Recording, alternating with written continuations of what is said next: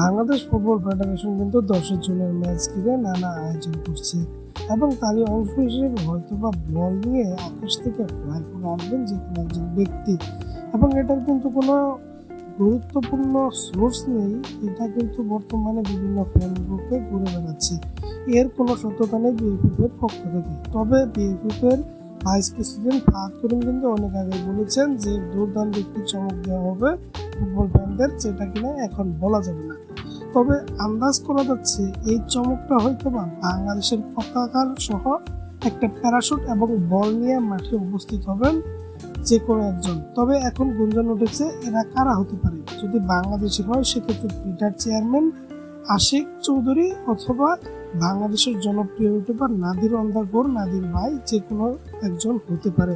এবং বিদেশি যদি কোনো তারকা থাকে তাহলে সেটা অন্যভাবে হতে পারে। তবে বাংলাদেশি কেউ থাকলে এই দুজনের হবার চান্সই সবচেয়ে বেশি। তো আপনার কাছে কি মনে হয় যে এটা করলে ঠিক কতটা ফুটবলের জন্য ভালো হবে, সেটা অবশ্যই কমেন্ট বক্সে কমেন্ট করবেন। স্পোর্টস এসব জানার পেতে আলফা স্পোর্টসকে সাবস্ক্রাইব করে রাখবেন। ধন্যবাদ।